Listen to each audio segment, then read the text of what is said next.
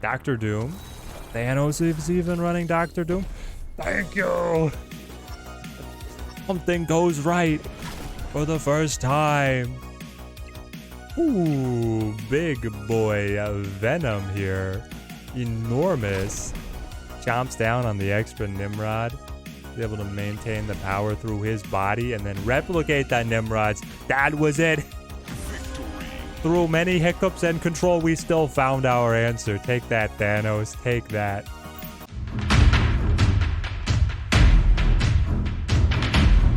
Welcome, my friends, back to Marvel Snap. The community has had a couple days here to grapple with Nimrod, the latest addition to the game through the Battle Pass. We've had enough time to do a lot of testing here at the channel and then also to finally get some stats coming in through some of the third-party websites. So here are my initial impressions on Nimrod, the best decks to give him a run at now, and the prospect that really you're going to have to buy a Series 5 card to be able to get the maximum benefit out of this guy. That card, of course, is the Negasonic Teenage Warhead. It's slated for release on March 21st, and she's clearly the designated pairing for Nimrod. But she's not here yet, and when she does arrive, a lot of people are not going to be able to get her, so that's going to be a conversation for the end of the video. Right now, let's look at what Nimrod is in his current state without the assistance of Negasonic. The pink marshmallow man here is rocking the 5/5 stat line, and when he is destroyed, you add a copy to each other location. These copies are going to maintain any of the power alterations that have been applied to the base card here, so if you're able to buff him and destroy him multiple times, then you get a very effective card. But if you're just playing him as a 5/5 and then destroying him once, it's not very impressive whatsoever. It's coming across as a more complex Dr. Doom. In that world, you have to be able to destroy him at least twice to be able to really start making money, as it were, to get additional efficiency rather than running just something else in your deck. In my mind, Nimrod is largely following in the footsteps of a MODOK from the previous season. While MODOK never became the tip of the spear meta deck, he was able to elevate his archetype. For him, it was self-discard. For Nimrod, it is self-destruction, and we're able to see a lot more love for some of these self-destruction archetypes that are not called Barrow. Nimrod is not just slotting in to the main self-destruction archetype, he is expanding them with a couple different common builds or commonalities that we're finding in the different builds that are finding success with Nimrod and where he can be quite powerful. Let's break down what we are looking at.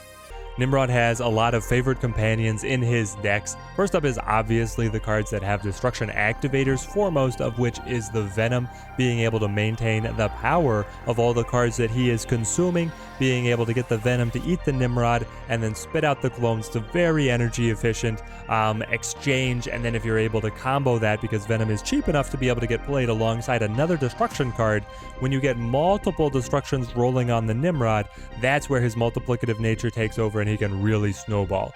The next, and I would say just as important piece to be able to play effectively with the Nimrod, is energy cheats. The Electro to ramp up, the Psylocke to jump ahead, or the Wave to be able to cheat a big piece down. If you're able to get Nimrod to the board early, then it becomes so much easier to get multiple destructions on him, and again, start that snowball as I was saying. And then we have anything that will buff the Nimrod. Shuri is the largest buff that he can receive. Some people also trying to use the Nakia, the Forge, Nova, anything like this to be able to make the Nimrods larger. If you're getting the multiple destructions, they're going to stretch those buffs a long way. In the finisher category of his friendships, we have the Zola or the Destroyer, or both, depending on the state of ramping energy cheats combos in your game. These guys can make such great use out of the Nimrod. It gets even better the more Nimrods you have on the board in the case of the Destroyer. And then the Zola is just the force multiplier for the on-reveal effects. You can play him directly on Nimrod to great effect. You could play him onto the Destroyer. You could play him onto a Venom or a Carnage that you set up earlier and then use their reactivations of the destructions to get Nimrod just to snowball excessively. And I'm sorry, guys. I really did try to get Null to synergize here, but it's just so clunky to be able to try and get Nimrod to the board, destroyed a couple of times to the point where Null is going to be a large enough finisher to justify running him. Null feels like he's supposed to have synergies here, but the deck just gets too expensive to really come through. But then, of course, right next to the null is the Galactus, who is really reveling in having Nimrod, giving him a viable turn 6 Galactus play, because as this Galactus destroys left to right across the board, you're going to get multiple Nimrod destructions, and then the Nimrod bodies will flood the final location with the Galactus, giving you an enormous burst of power, hopefully alongside a Wolverine. And the turn 6 Galactus play is much harder for the opponents to read and counter. It can be played more opportunistically, depending on what else you have in your hand. You could easily just diverge into the Destroyer, so Galactus is very happy to have Nimrod and is a powerful finisher as well. I have 3 decks to share with you guys today. One of them is the Galactus deck. He had to be included, but I don't own him, haven't been able to test him myself. I have seen him get incredible results though. One of them is a Sandman ramp deck that has emerged on Snap.fan as having the best statistics of any deck, including Nimrod. And then we've got this one, which has been the deck that I have had the most success with from what I've been able to brew up here on the channel. It is also ramp, but leaning very heavily into the destruction synergies and rocking Shuri as well to really be able to juice up our combos. We're going to get gameplay showcases for the decks that I'm able to pilot here, and you can check the timestamps down below if you want to scrub through our different decks. Jumping in here for our showcase, time to figure out how painful this is going to be with the endless Thanos, the sea of Thanos, Leech, Shuri, etc., etc. Shuri, the classic Shuri deck, controls us quite a bit with armor, Cosmo, and arrow. Galactus, or Thanos, is going to run the Shang-Chi and then the Leech, of course. We don't like any of those. Though if we get leeched, then the Destroyer is still just like very efficient and you don't have to worry about him messing with the rest of your board. But we're really teched so that we want him destroying things on board.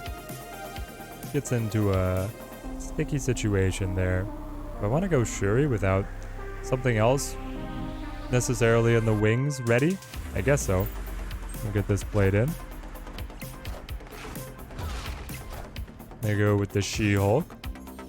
I think the next step for optimizing this deck is going to be finding what we can cut to be able to run some control cards ourselves. So this is an incredible draw for us. We get the Nimrod here. He's going to be 10 power. I will play him. Where do I want to play him? I think I actually play him to the Monster Metro. And then I'm going to Destroyer to the Monster Metro so that I have Destroyer and Bucky. And then Nimrod, and then the world is our oyster. We can play Wolverine and Carnage together, or we could play, never mind, we won't do any of this. I'll get just Destroyer as a 15, and hopefully I draw the Venom. Thank you. Okay, do I want to play Venom now?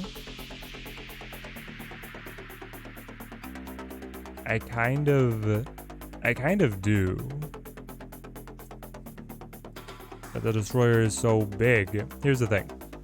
If I top deck Zola, oh, it's gonna be huge. If I don't, then I can just Destroyer, right? Try and catch up. This is, by the way, the 3rd game in a row that I've been leeched against Thanos. Don't want me to have too much fun here, do ya? Oh, it's the Zola. Why did Venom? You didn't want to eat the Wolverine.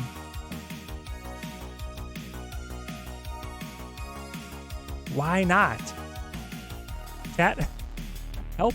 I'm going to be watching the tape back, and hopefully I figure it out. But why would he not eat the Wolverine? The ordering says Wolverine was first. I did play the Venom first, but then Arrow will pull them in a different order. Anyway, hopefully I'm able to pace through my own confusion on that as we watch it back in the editing process. And if Zola hits the Venom, they haven't snapped, thank goodness. We can still have a game on our hands. Dr. Doom. Thanos is even running Dr. Doom. Thank you. Something goes right for the first time. Ooh, big boy Venom here. Enormous. Chomps down on the extra Nimrod. Be able to maintain the power through his body and then replicate that Nimrod's. That was it. Victory. Through many hiccups and control, we still found our answer. Take that, Thanos. Take that. Ooh, Elysium. Another... Okay, so the deck, it swings so wildly on different locations being present or not. Like Dream Dimension is gonna just brick you basically, but then anything that is accelerating your ramp is gonna send you to the moon. It can be very dramatic. Also, obviously, locations that destroy cards. This deck, you should snap. You're guaranteed to win. Do I play the Electro or do I just wait? I think I will just wait. I'm wondering if I need to wave, though, to be able to start building bodies at Xandar. Venom will be able to maintain buffs given to cards via locations or other ongoing effects, which is unique somewhat to Venom. He's not merging cards the way like the symbiote does. I guess I'll wave. But that means that you want to be careful in how you deploy him and then try and really maximize everything. You have to go fight for every inch that you get with this deck. And Xandar is one of those inches. There's Zola. Okay. So I can Zola on the Venom later if we build a big enough stack. Mando here is pretty happy with his draws. I don't know how I feel about mine. I think I'll just Shuri and see what he does. He arrows mid, eh? That was... okay. I was gonna say not something that I would necessarily snap on, but more power to my opponent, frankly. He's got the armor there, which is gonna be quite the pain. Red Skull. Yeah, it's a big boy. It's a big boy. Okay, so great. We had a Thanos matchup. Now we get a Shuri matchup. Venom, take me home.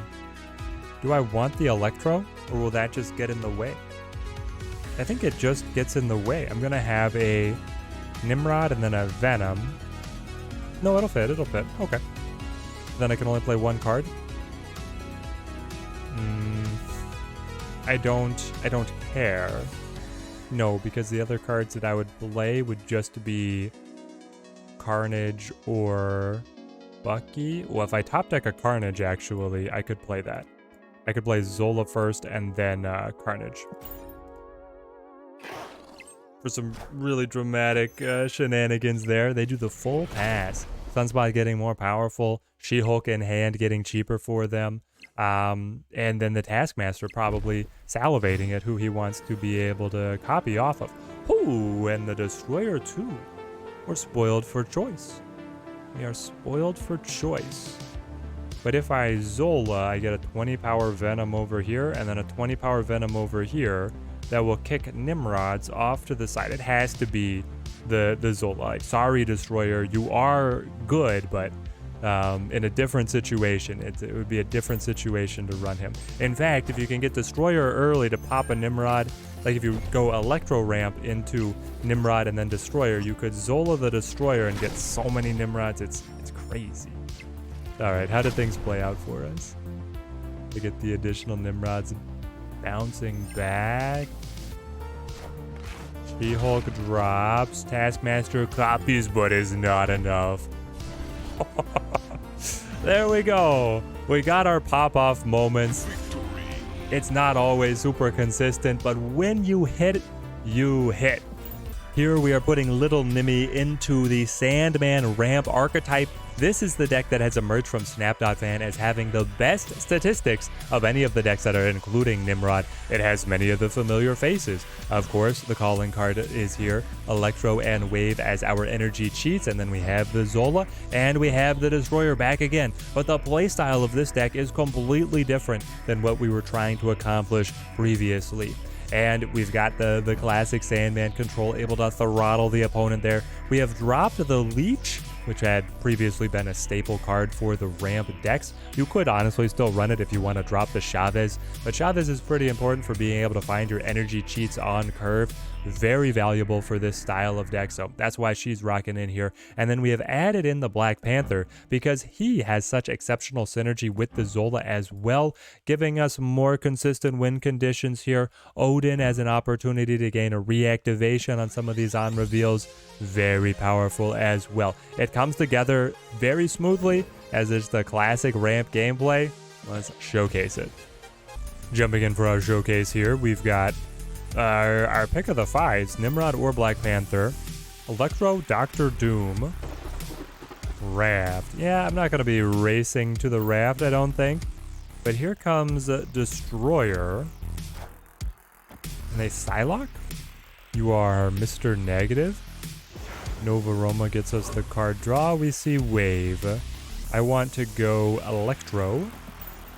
Electro Sandman would shut down the Mr. Negative. Nope, they are Galactus.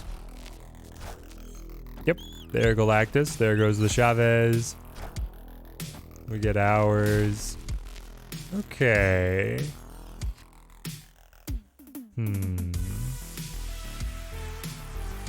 They can only play their Galactus next turn. Well, they're not going to play to the Vault. They're going to play to Nova Roma. That means I can go ahead and set little Nini for us. Mr. Rod. Oh, Doc Ock's gonna pull everyone into the party. And Destroyer survives. Okay. Sandman, Doombots, Wave, Nimrod. Oh boy. Okay. Then it's Panther here. No. Oh, I'm gonna have too many Nimrods. Yes, because if they Galactus to Nova Roma, I will get 2 Nimrods over there. I want to be able to reactivate Panther with Odin. It gets too tight. I could still go for it. I mean, they're just gonna win off of null anyway, right? But it gets a little interesting. I could also pass to be able to play. Play what though? We'll just go Panther. Here he comes. Galactus hits Nova Roma. This is what Nimrod does, so just imagine if the opponent had played Nimrod instead of Dr. Octopus, it'd be the exact same effect. Just mirrored on the side of the board. Pop. And then hip tap. 23 points. Then he's saying that he has null. I believe him, and so I run away. Wave, Sandman, Zola, Panther. I think this is the Wave Panther line. Against Thanos. Yeah. Well, there's Electro. That's better than the Wave. In my opinion, if you're going to go 5 cost into 6 cost. If you want to go 6 cost, comboed 6 cost, then the Wave is fine. Sewer system. Okay. Wakandan Embassy is huge for the Panther. So we hide Electro over here at the big house. And there's the Odin as well. Sorry, Nimi, you're getting upstaged by the Guardian of Wakanda. They've got all the stones together. Going to be able to produce an enormous 21-point Thanos. As long as they draw him and as long as they draw Purple Stone, right? So we get a 12-point Panther here.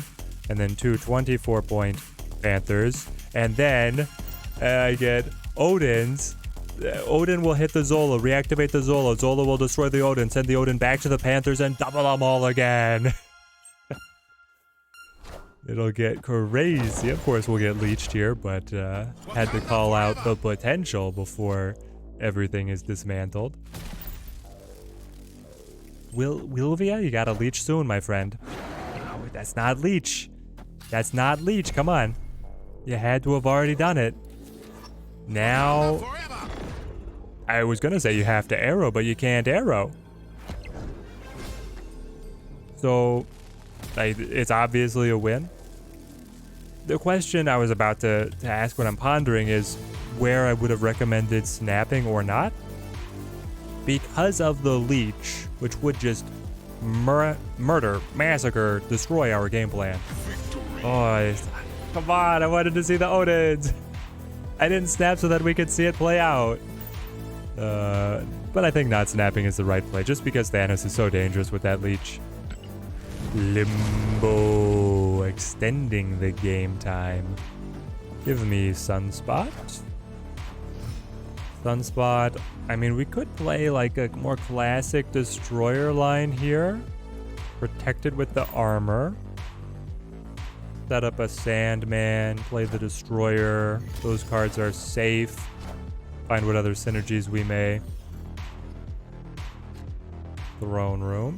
Or we just rush it down. Get destroyer on that throne room, double him up. Of course, he will then be quite vulnerable. They're gonna move my Sunspot.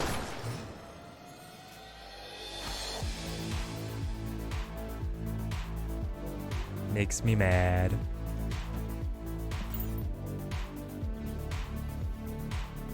At least the Sunspot was not that large, and I don't anticipate passing on too much energy here. I got the Dr. Doom. What kind of deck are you running? One that probably doesn't mind if I clip you with... Well, maybe it does. If you're running Polaris Nova, I think you want to have some combos in here. So the Sandman, I'm anticipating, is going to slow you down. Okay. I see how it is. Everybody's just getting murdered over here. I can like Chavez and then hit the Chavez with the Zola. That looks like the best we got. So we lose Fisk Tower. Hopefully we lure them into a false sense that we are going to contest the tower. Then the Zola can pop them. Redistribute the Chavez. They already deployed their Shang-Chi, so Chavez is going to be able to survive here. And then Chavez taking the doubling at the throne room would be enough to lock it up. How does the opponent want to reposition around Cloak? And why are they running Cloak? It's going to show that the Sandman control is very effective. There is some Sarah decks running around out there, and they get dramatically throttled by the Sandman. That's what this is looking like. With the control elements in the Polaris, the Shang-Chi, and the Nova, and then the Cloak. I don't know. They're throwing me for a bit of a loop as to what their full composition is. I'm happy that we get another turn to see another piece of it. Going the full Limbo 7. Do you have the read? Do you have another big finisher next to the Dr. Doom? Or even like Storm could be bad for us at the throne room. But if they only get a single card, what is their most impactful card to be able to drop down? They think they have it? Do you have an arrow? My guess is it's like it's an arrow. Are you gonna try an arrow back to Fisk Tower? With the Polaris? Yeah, I think arrow is the read. They move Cloak, they play arrow. It's like, that's what I wanted you to do. I wanted to be there the whole time. Yes. For completeness sake, here is the Galactus list with Nimrod, or at least one of them. Galactus being able to synergize with Nimrod for a turn 6 play can try and be very stealthy. This one looking to, you can either try and disguise yourself as just Shuri or just Bayro. This list leans into it tries to combine a number of different elements here, and the Shuri being able to take the Nimrod up to 10 and then getting the Galactus on 6 it's lights out if it's able to get it to come together. So that deck is incredibly impactful. Now let's talk about Negasonic Teenage Warhead. and what feels like the necessity of collecting her to be able to unlock the full potential of Nimrod. She's going to be releasing mid-season into Series 5 for that 6,000 token price point. 3-2 stat line. After any card is played here, destroy this card and that card.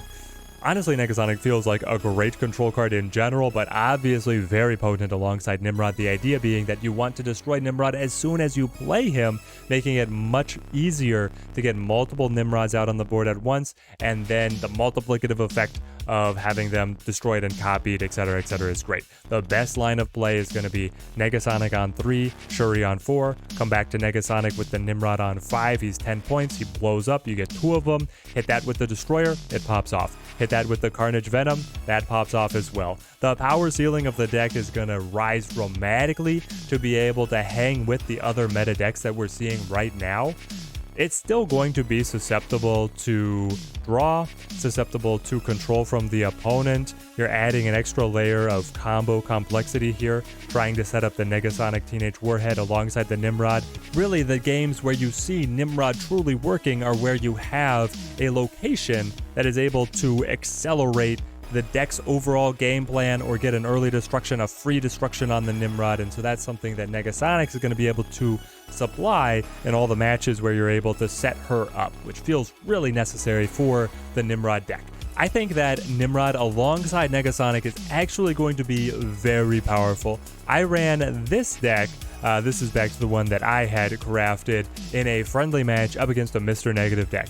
The Mr. Negative got hit with the peak, so all of his hand is inverted. He plays Mr. Negative early, gets his entire deck inverted, sets up Sarah, sets up Magic, and that kills him. It's of course beneficial to his deck to be able to give him the additional draw from his inverted cards, but when my Nimrod was given an extra turn to be able to play while he was getting destroyed, replicating, bouncing all over the place, the Venom and Zola combo with the Nimrod established was too much even for honestly the perfect Mr. Negative high roll to beat. And that's something that Negasonic is going to allow Nimrod to find much more often. I'd love to hear down in the comments how you guys feel about a Series 5 card getting dropped that has such tight synergy with the Battle Pass cards. Specifically, the devs have promised that they're going to be revisiting their card release structure in a way that gets more people excited about new cards releasing, so trying to alleviate the token crunch in some form or fashion.